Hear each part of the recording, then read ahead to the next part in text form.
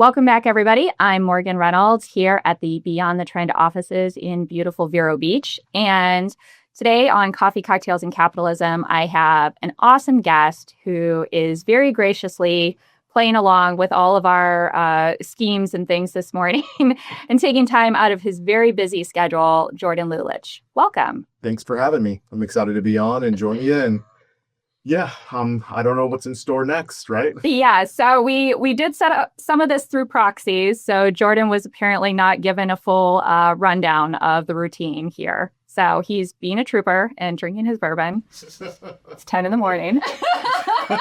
We're starting out the podcast like that. We're starting out the podcast. Let's just be honest and transparent with the people. That's true. That's one of my values. So I like that. Excellent. All right. So Jordan, I like to I think a lot of people in the community probably know who you are a little bit. Your law firm is pretty well known in Vero Beach and in Sebastian. And how far of a radius do you all work within?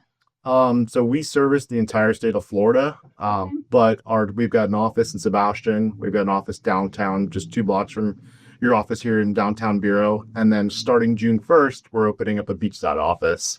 So we'll have an office right near JC, right near Village Beach Market on A1A. Perfect. So that'll be our beachside office. So we've got a total of 3 offices, but despite the 3 offices, we help people throughout the state of Florida. So we are confined to Florida. We can't go outside Florida. And we primarily work in estate planning, real estate, and also personal injury. Excellent. So everybody on beachside now, it's even more convenient. But if you're servicing the whole state of Florida, you guys must be pretty technology adept. You have to be. So to answer your question, but to take a couple steps back, I was finishing up law school at the time, and I was born and raised in a family with my dad, who was a lawyer. So we'd be sitting at the dinner table having conversations, and dinner would finish and we would be sitting there like an hour and a half past dinner, just having these conversations, these discussions, arguments, maybe to some people. But I always enjoyed engaging and taking a different opinion, taking a different perspective, challenging his opinion. So from a young age, I didn't even know it, but I was, cultivated to think like an attorney. Mm-hmm. So it was just natural for me to follow in my dad's footsteps.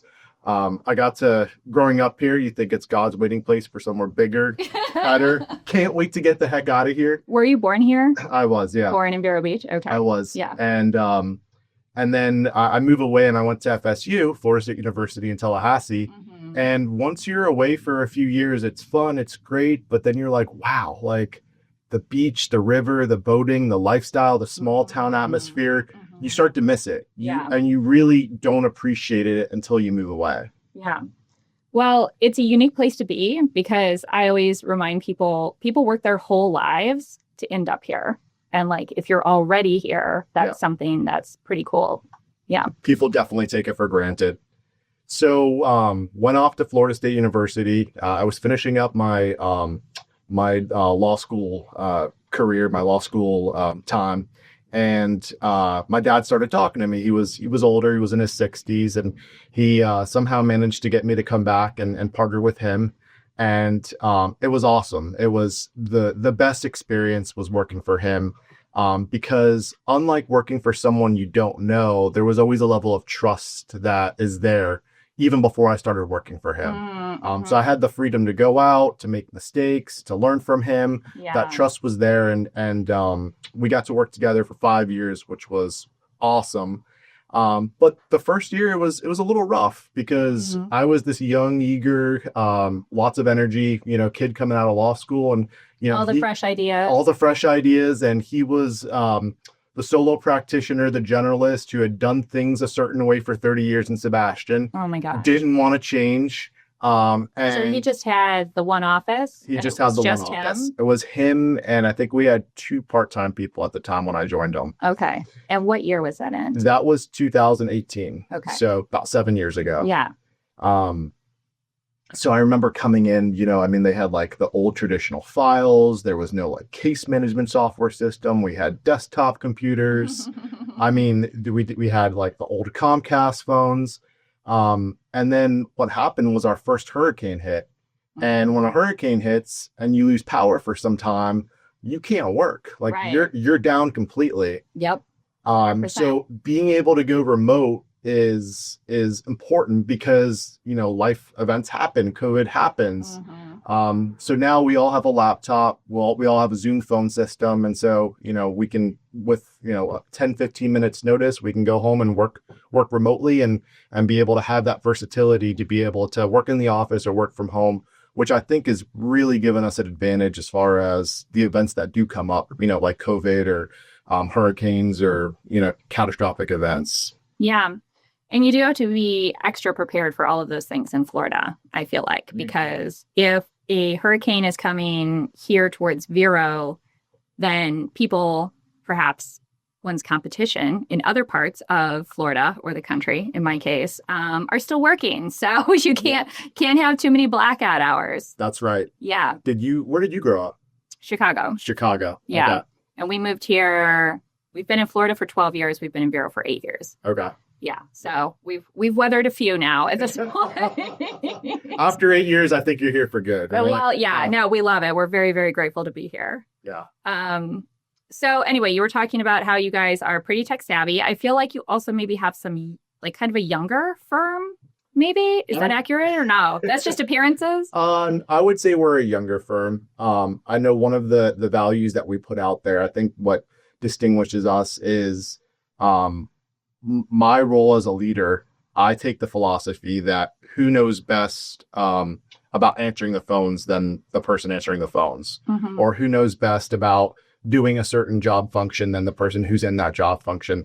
So I really take my ego and my pride out of it. And I really try to empower our team members because like their input, their feedback is pivotal and it's critical versus other law firms. And not to name anybody specifically, but I think there's this traditional kind of old way of leading law firms where it's a top-down mentality and like the managing partner or the attorney who's the head of the firm knows best.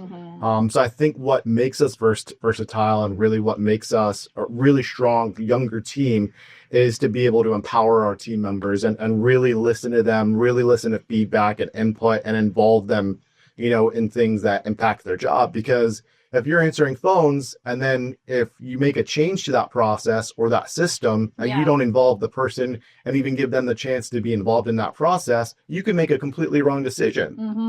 And you may not, an attorney may not be involved in that process. So from a culture standpoint, I think that's really, really what sets us apart from other firms. And just having an environment where it's fun to come to work. Yeah. I think we all been in roles and positions in the past where maybe it was dreadful or it wasn't fun coming into work.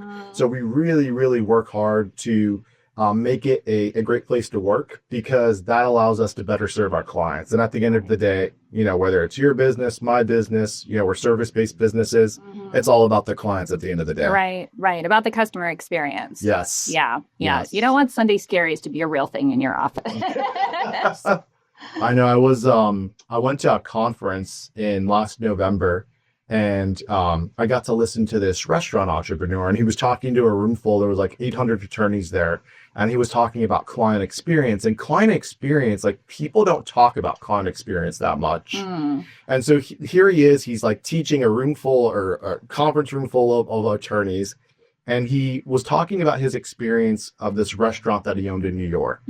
And he was a very driven, very motivated restaurant owner.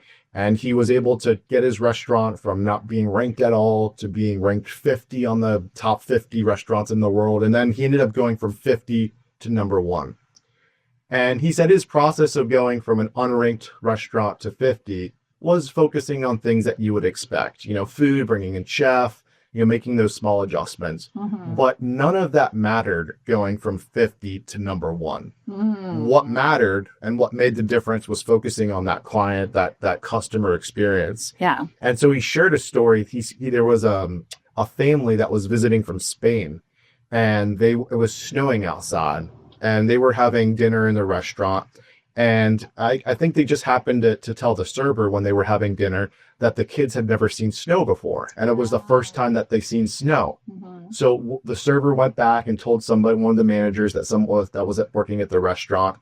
And the manager and the restaurant staff was able to arrange an Uber that was waiting outside for them with 2 sleds in the back so the kids can go and enjoy the sleds in one of the parks in New York City. Oh my gosh, that's awesome. That's not like typical for a restaurant. No. And then another story he shared was there was a couple who was supposed to have this big wedding, but some family drama. They ended up just deciding to go get married at the courthouse. And they went to go to his restaurant afterward. And so the staff found out about that this was their wedding, and they just went out of their way to make sure that they were special, that they were celebrated, and tried to make sure that they were a little down, so they wanted to try out of their way to make sure that experience, how they felt at the restaurant, was more than just your typical dining experience. Yeah. And so it was so interesting to hear from him how that impacted so much to go from a highly performing restaurant to the best restaurant, the only Michelin star restaurant in New York at the time, was focusing on that client experience. Yeah. Well, it makes so much sense. They say that people won't remember all the details about what you guys do together, but they'll remember how you make them feel. Yep. So on the head. Yeah. I mean, that makes a lot of sense. Now, lawyers, I think, are sometimes spending time with people in maybe a more traumatic season of life or stressful experience or transaction or something like that. Yeah. Would you say that's fairly... More stressed out. when they're coming to their lawyer, it's maybe not like their super best day. Right. Unless they win the lottery, maybe, right? That would be that's probably an exception. That would be a good thing to come to a lawyer for. Yeah. Yes. You're like, I want more of those clients. Yeah. We don't get too often having a lottery winner come to us. But yeah, people are going through traumatic and emotional and stressful experiences. You hit it on the head. Mm-hmm. So when you kind of are talking with your team or even like yourself kind of in between client meetings, what are some things that you guys kind of try to do or look for or help to maybe make that process a little less stressful or painful? Well, number one, we always look for team members who have a high emotional intelligence because we're handling people that are going through these stressful times. You've got to be able to remove your own emotions and be able to understand that the person may not normally be themselves. Because when you think about someone who loses a loved one, like think about all of the emotions that are wrapped up in with grieving, right? There's like 5 different stages, and like the person's emotions are typically volatile. So people are typically not going to act their normal selves. Right. And so I think that from a training perspective, that's number one, where if someone outlashes at one of our team members, we got to take a step back and look at it. It's like, is this an emotional response that they're giving, or is this, just because they're being rude or disrespectful? Because we're helping people in those stressful situations, we've got to really take a step back and be able to look at the bigger picture, because oftentimes if they're not acting in a way that might be expected a law firm client to act, it's typically because of some type of emotional trigger, emotional response. Right. Yeah. So because grieving clients, I guess you guys do like trust and estates? We do. Okay. We do estate planning. So we do trust and estates. So that's more of planning when someone's still alive. Oh, okay. So that's saying, hey, I've got these things and one day I'm going to pass, or one day I'm going to, not be able to make decisions on my own. And this is what I want to happen. Which is probably hard for people to come to you guys and do that. It is. Because people don't like to admit that that's coming down the pipeline. We do estate planning seminars. And when I used to present the seminars, I always used to share my story of kind of seeing my grandparents go through that process. And on my mom's side, I've got German grandparents, or had German grandparents, but they never wanted to talk about death. I mean, people fear public speaking, but that's first, and then they fear death. So it's one of people's top fears is dying.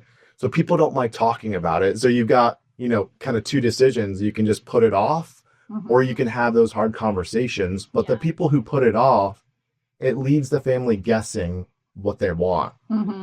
And it was hard because, my grandma, she got cancer, and, we weren't able to have those conversations with her, and we weren't able to fully understand exactly what she wanted. So it left us guessing, what did grandma want? We call her Umi because that's the German word for grandma. So what did Umi want? Did she want this? Did she want that?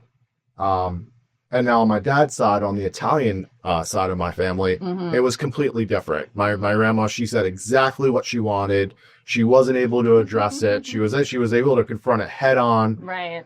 So she ended up getting Alzheimer's, and she dealt with Alzheimer's for over 14 years. But she lived life exactly how she wanted to live all the way until she passed. God bless her. And so people think about, oh, estate planning's just for, people with money. It's really not. It's really not. It's really for your family is what estate planning boils down to. Right. Because it can include things like, how you want to be, like where you want to be buried and, Right. Like any assets that you do have, even if it's just the car or the house or the dog or whatever, right? Like all that stuff. Right. And even like if you have kids, like if something happens to you as parents, who's going to take care of your kids? Mm-hmm. And you don't have to have any assets. Like that alone should just, motivate parents with young kids under 18 to go out and get an estate plan, because otherwise, the government's going to decide, who or someone else can petition the court, and the court will decide who's going to watch over your kids, which I'd rather be in control of who watches my kids rather than, someone else. Right. And you have the power to do that. So you might as well take advantage of it. All right. So shifting gears from this rather sad topic, in positive news, you just added another young child to your family. We did. Congratulations. Thank you so much. Yes. And your beautiful wife is doing well. She is. Yes. She is. We've got a toddler, Noah. He just turned 2. He's so we cute. celebrated his birthday, May 3rd. And then about 9 weeks ago, we had Ella. So we've got a little boy and now a little girl. Perfect. And it was interesting. It was a little shaky in the beginning, but now like seeing them interact 8-9 weeks into it, like it's awesome to see them interact. Yeah. They're getting along. As much as the toddler and the 9 weeks get along. I mean, they don't have a ton in common there at this point.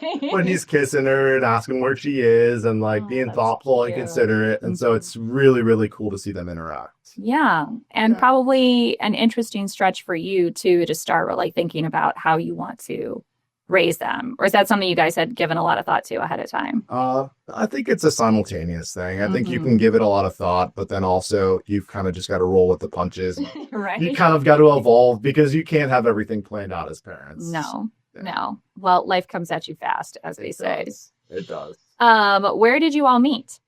Isaiah and I met at Indian River Charter High School. Cool. So senior year, we met, and then we both ended up going to Florida State University. So we kind of just stuck together, and we've been married since I can't get this wrong. 2019. We're going to have to edit this. 2019. So we'll celebrate 6 years today. Good job. Yeah. Today? No, today, this year. Okay. All right. This year. Then she'd really be mad at me for making you drink at 10 a.m. in the morning. Yeah. December 14th. December 14th. Oh, very cool. So you're kind of juggling a lot. Then you have your own family, you have this law firm, you guys are opening new locations. Do you do anything specific to kind of help manage your time or take care of yourself kind of in between all these things? Try to focus on exercise and just a healthy lifestyle. So Isaiah's a nurse practitioner. She specializes in wellness. So she's always coming up with different ideas and like suggestions as far as how to take care of myself and like different trending initiatives that's in the wellness industry. But apart from that, just a healthy diet and also exercising. I'm a runner. I love running. I like doing races. So I did a couple 10Ks this year. I did a 5K. So I love just having that outlet to be able to get out and clear my mind and exercise and also, take care of my body at the same time. It's been awesome to have that outlet. Yeah. Have you always run? Did you do sports in high school? We did. I did cross country, like probably since the 5th grade. Oh, wow. Yeah. Okay. What about you? Did you do any sports? Well, I was more the solo sport person. So I did dance for many years and horseback riding. And I did play soccer up until middle school. And then the fields were too long and I just didn't really like running. So yes. And then ironically, I ended up having to run marathons later in my 20s because that's just what all my friends did. So you didn't like running growing up, but then you ran a marathon. Yeah. Well, again, it was more like the mental thing, right? Yeah. Like, I mean, it was not just for the joy of running, but I love to be outdoors. I love to be out in the heat. A lot of people don't like exercising and sweating outside in Florida, but I kind of love it. So you've ran like a full marathon? Yeah. Really? Yeah. I've never done a full marathon before. Well, I'm not saying that I did it well. You would probably do it a lot better than I did. But I survived and I You finished. finished it, yeah. Yeah. I've Yeah. done like the half marathons. So like a half marathon is 13 miles. And then I'm like so happy to finish. And then I see there's people like going around the corner to go for the other 13 miles. And I'm like, what are these people drinking?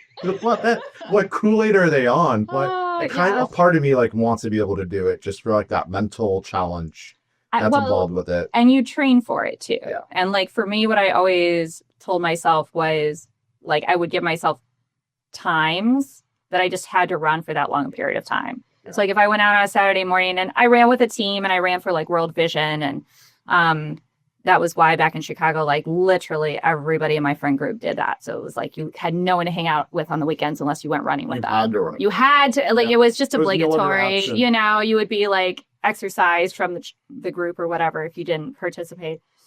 You know, so I would just tell myself like, okay, like, you know, this morning is going to be like about a 3-hour, you know, training session or whatever it had to be, you know, to getting your miles. And again, like, you know, I was not like running for like a timed pace or anything. Like I was very not great at it, but I love being outdoors and I loved kind of that quiet time. And you just kind of train yourself to be okay with the process. Yeah. You know? Yeah. There's a lot of benefits. I mean, it's not like running in July. They do this octopus race here locally. Oh, really? So it's in July, which is arguably one of the hottest months here. Right. And then on top of it, it's a 50-mile run. Where do they have 50 miles, like around Vero. Oh my God.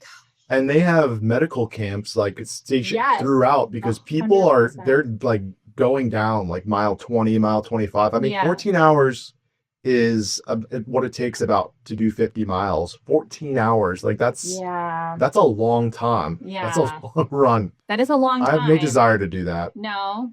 I mean, you look like you do. No. But I don't know, if you can run like half marathons and, you know, it's like you're feeling decent, like you could probably go the full distance. Again, I think I'm glad I did it because it was a great mental exercise. And, you know, we ran some other races on the lead up, right? Like we did like a 10K, we did like a half. Those are fun. And then we did the full marathon. And one, I think, is kind of all I really needed to do. And so now, like, I will go out and just run for fun occasionally and stuff like that. But to me, I do think the training process and training with the team and kind of just learning how to do it is very good for just like your mental discipline and things like that. And you could mark it off your bucket list now. Right. They're done. That's it. Checked it off. I survived. No, but so my mentor at the time, though, would do the, what do they call them? Not like extreme marathons, but something like that. So I think he did like 100 miles in Africa. Ultra marathons. Yes, ultra marathon. That's what it was. Yeah. So people are crazy, but, you know, to each their own. God bless. But speaking of fun runs and things like that, so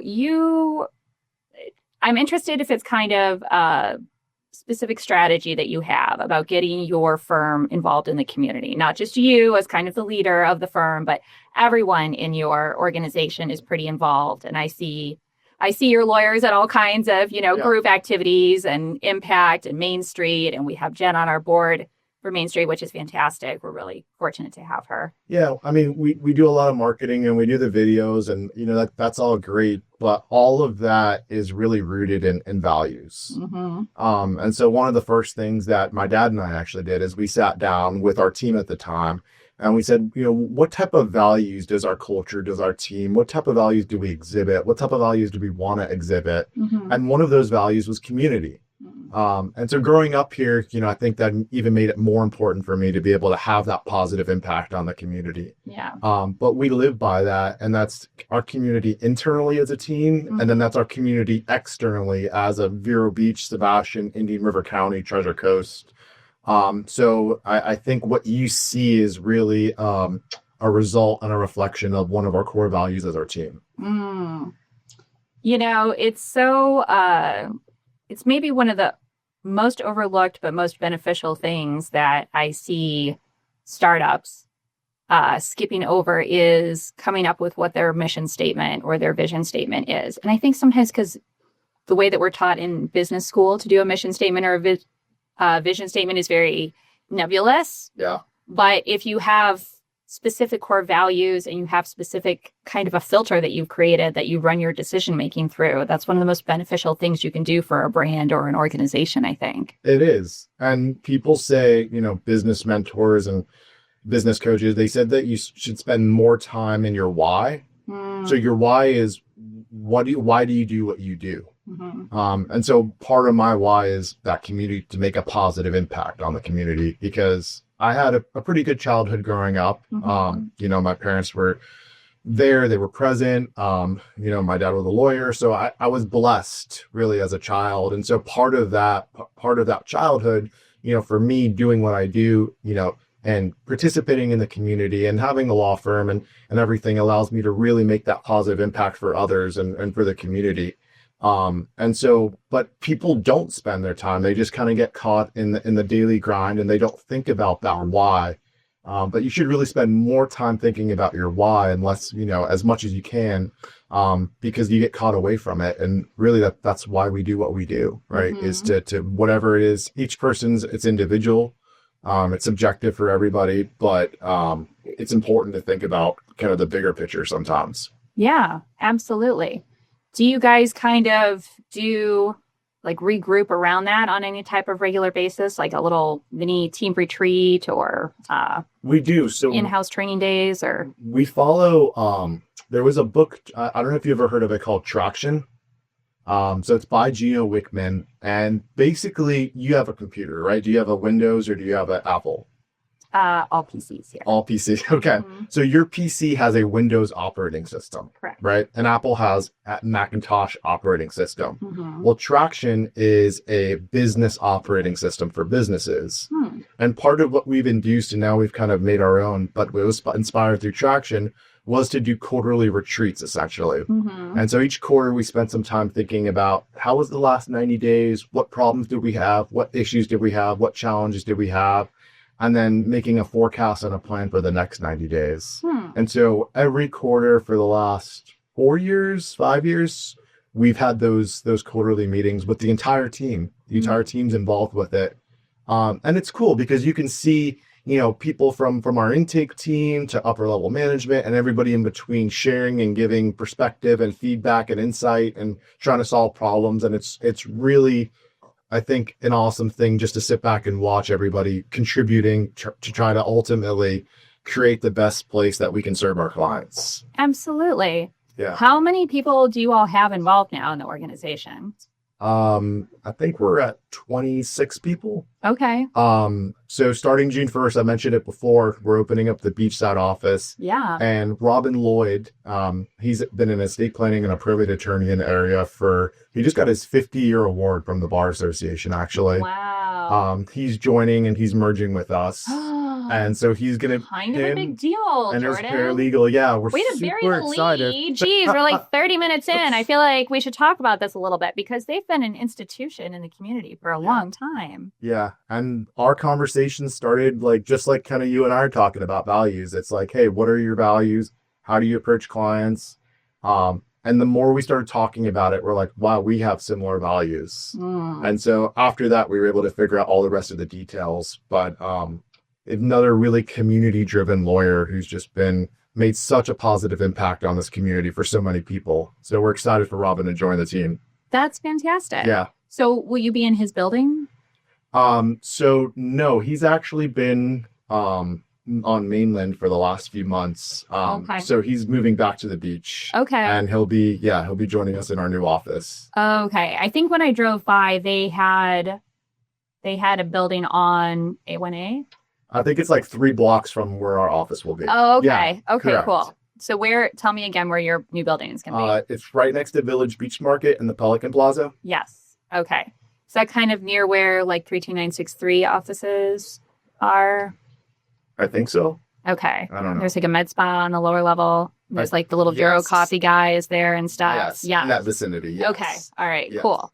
Excellent. So I would love to hear a little bit more about like in an average month, say, or quarter, the range of cases that you guys kind of handle. I mean, are they mostly one type of case? Is it a pretty wide range? Like, how do the numbers kind of break down a little bit? Yeah, I would say around 40 to 50% of what we do is estate planning and probate. Mm-hmm. But what's really unique, and we've made an intentional strategy to do this, is we really help a wide array of people. Mm-hmm. So in our Sebastian office, we're helping people in Barefoot Bay, right? So someone passes away, they've got a mobile home, they need to go through the process of probate to transfer that mobile home to their kids. And so we've got the smaller cases that we handle.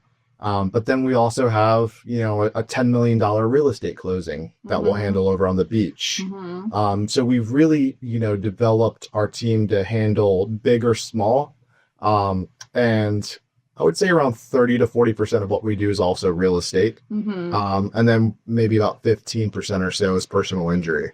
Okay. So 80%, 85% is that estate planning, probate, and real estate practice. Yeah.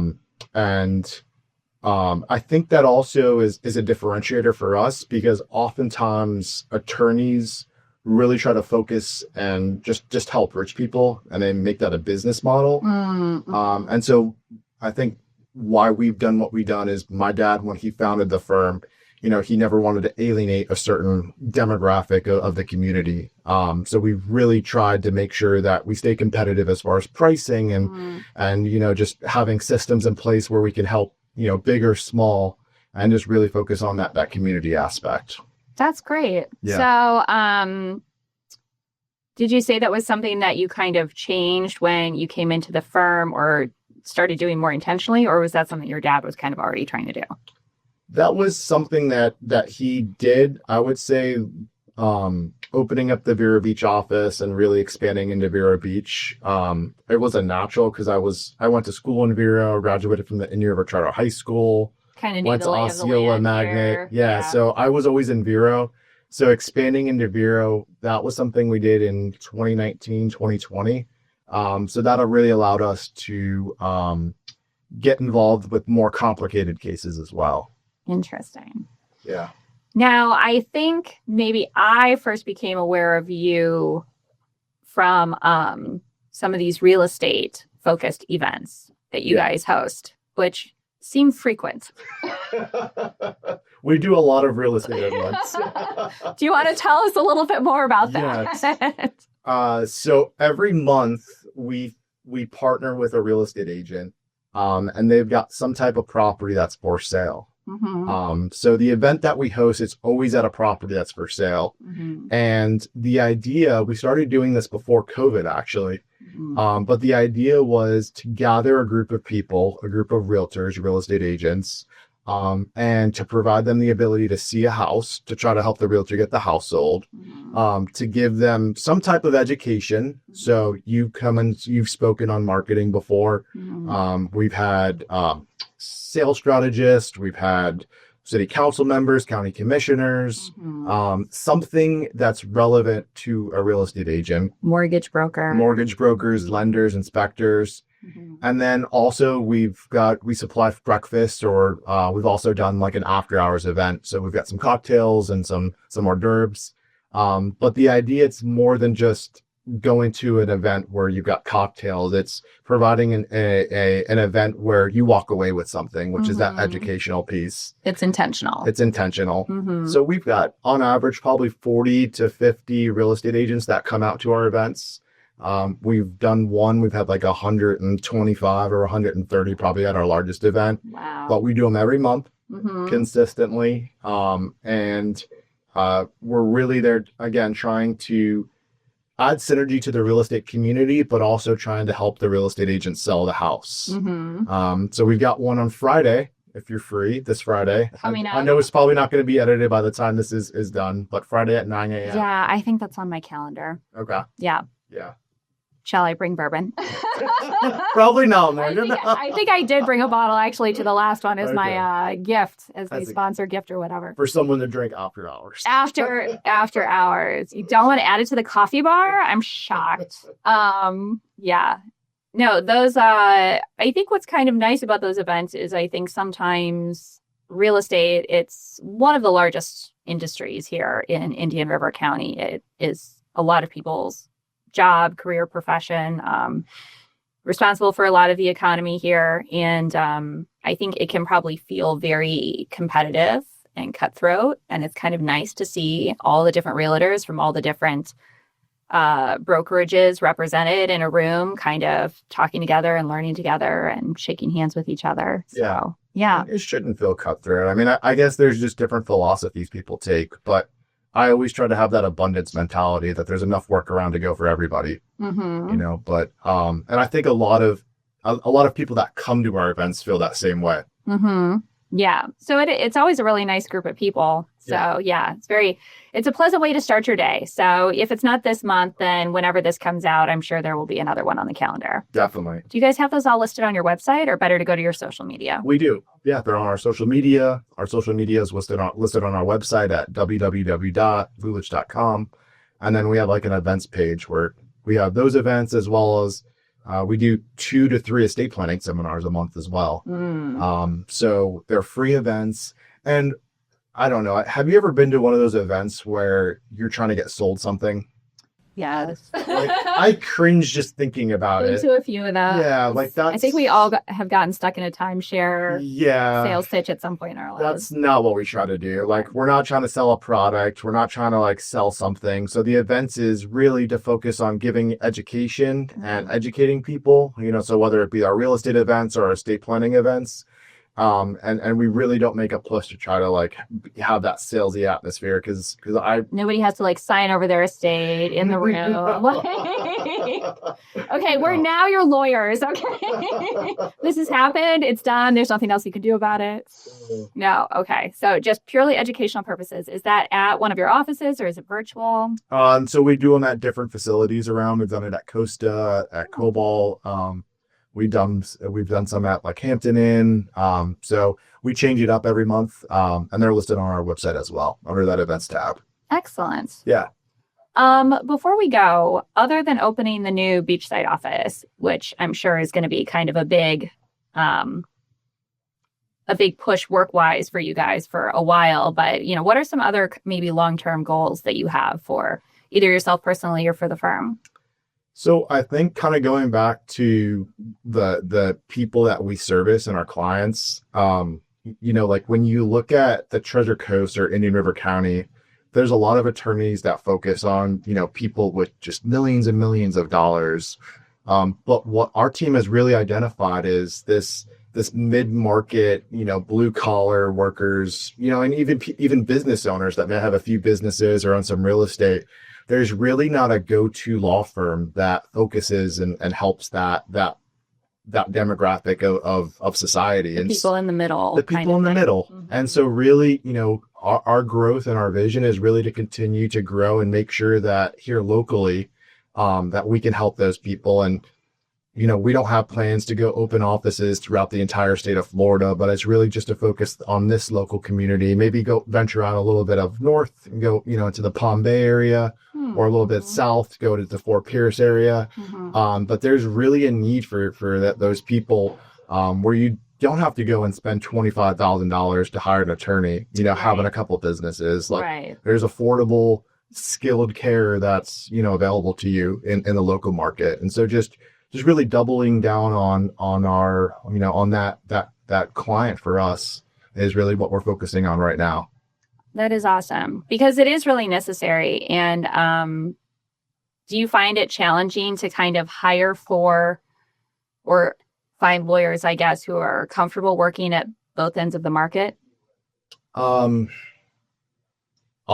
I think if we didn't offer both ends of the market, I don't know that our team would be with us today. So I think it's actually given us a strong hiring and recruiting asset in terms of trying to go out and trying to find really, really good skilled people. That's fantastic. Yeah. Now, are you guys currently hiring? We're always hiring. Always hiring? We're always hiring. All right. If you're out there and you want to submit your application, go to the website. Absolutely. Yeah. For, estate planning attorney or real estate attorney or paralegal, for the right person, for the right role, we're always looking for someone who shares those values that we do. Excellent. Yeah. Jordan, thank you so much for spending time here this morning. I really appreciate it. I enjoyed the bourbon. It wasn't too people. If you didn't see the video where Jordan makes bourbon at 10 a.m. in the morning with Indian River Distillery owner Ray Hooker, please go back and watch it. It's great. Make yourself a drink, enjoy the show, and we'll see you next time. Thanks so much. Thank you. Cheers. Cool. Cheers.